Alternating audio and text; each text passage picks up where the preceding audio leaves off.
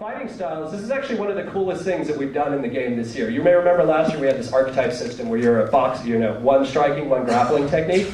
And we've gone with a much more a la carte approach to creating your fighter as well as how the roster fighters are created.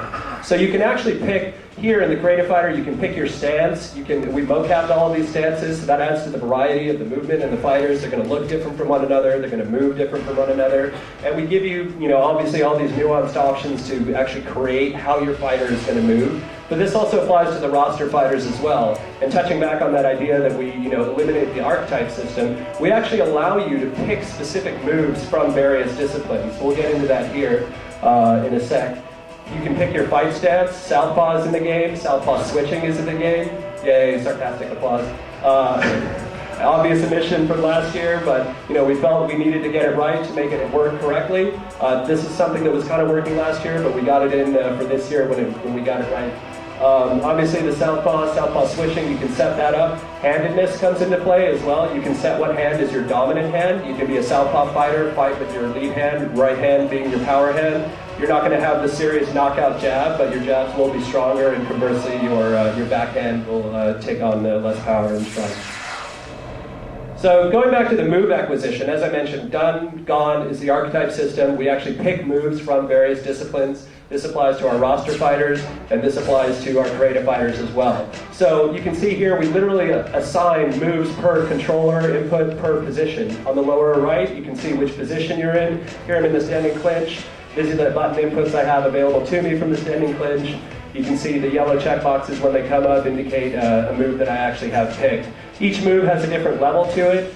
We did that to actually take into account certain people are more proficient. For example, Joe Daddy Stevenson, guy's got an awesome guillotine. He'd be like a level 3 guillotine. So when you're making your fighter, make sure to move left and right. You'll level up your moves. You're going to see certain moves cost more, obviously. A level 3 move costs more than, say, a level 1 or a 2 move, and you're able to actually assign them as well. So in the creative fighter mode, we give you a certain set of points and allow you to kind of pick moves from these various disciplines. A lot more a la carte, a lot more nuanced, and you can literally create whatever kind of fighter you want. If you want to have aspects from Muay Thai and karate, and then specific things from judo and Brazilian Jiu-Jitsu, we give you that opportunity. So this is actually one of the coolest things that I think we were able to do this year with the game, and literally means that no two roster fighters are alike, and you can make as a result very, very unique creative fighters.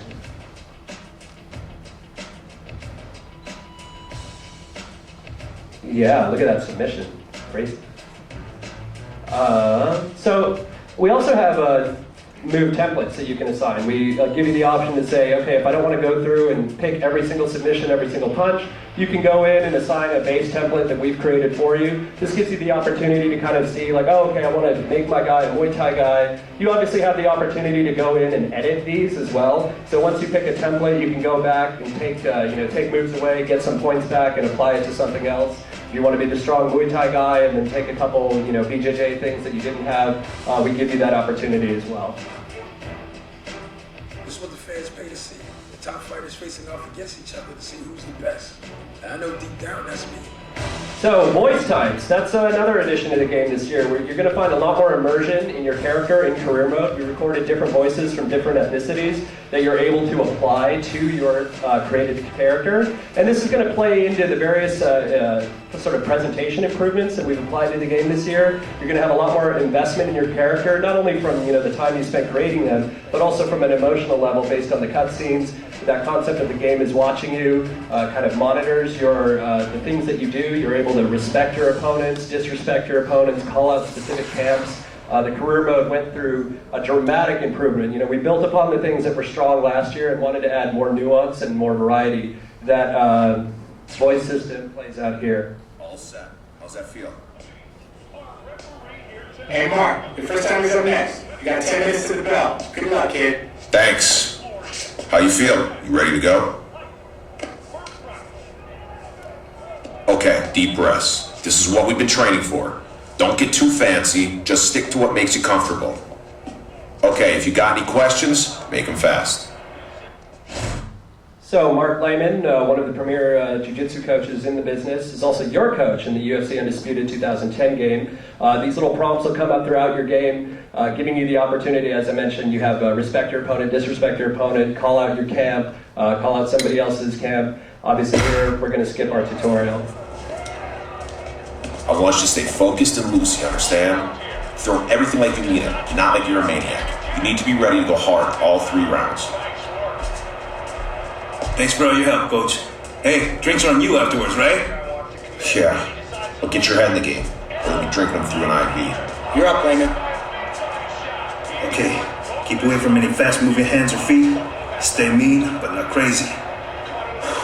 I'm ready. Let's do this. Yes, let's do this. So different from last year. Last year we started you out, you were fighting right in the UFC from the get-go. This year we actually put you in amateur fights first, and then you move up to fighting in the WFA, sort of our kind of equivalent of a minor league. You fight in the WFA, you start winning a couple fights, and eventually you might get noticed by the big boys and get an invite to come up.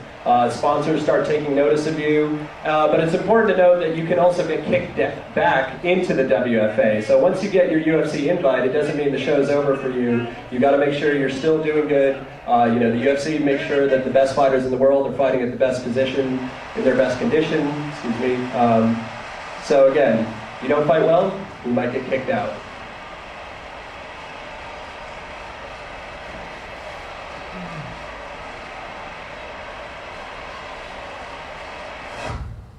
What's up, guys? I'm here at Mark Lehman's gym in Las Vegas this week for the video blog. We're here today to meet up with one of Mark's guys and offer him a shot in the UFC. Trust me when I tell you, this kid's no joke. Come on, let's go meet him. Mark, what's happening, bro? Dana, what's up? Why'd you tell me you're stopping by today?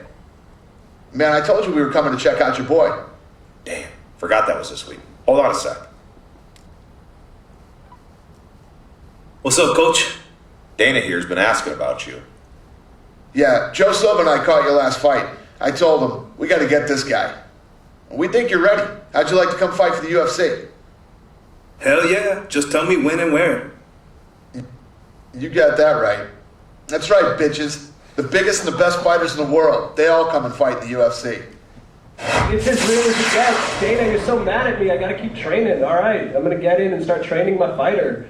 So training obviously retains a lot of the aspects from last year. We have the calendar system. You can go through, assign training, sparring. You can auto-spar if you want, if you don't want to actually go in there. One of the big changes from last year is stats will decay. So you have to make sure that you train up your stats in specific areas. We have the 16 fighter skills and the 3 attributes from last year. But we have these thresholds in the game of 30, 50, and 70 that you want to get your stats to so that they don't decay past that. Here you can see an example of our kind of free sparring. You can go through, train with your sparring partner. You're going to get a little taste, obviously, of this through the video, but you'll have a lot more opportunity later as we do more interviews on career mode. You can see the status indicating my stats are going down by the blue arrows here. So it's very important to keep your stats always up, keep them training. You do age in the game this year. That's another change from last year. Your age does matter, and you do take on what's called as you fight more fights, just the wear and tear on your body becomes harder and harder to maintain your stats as well.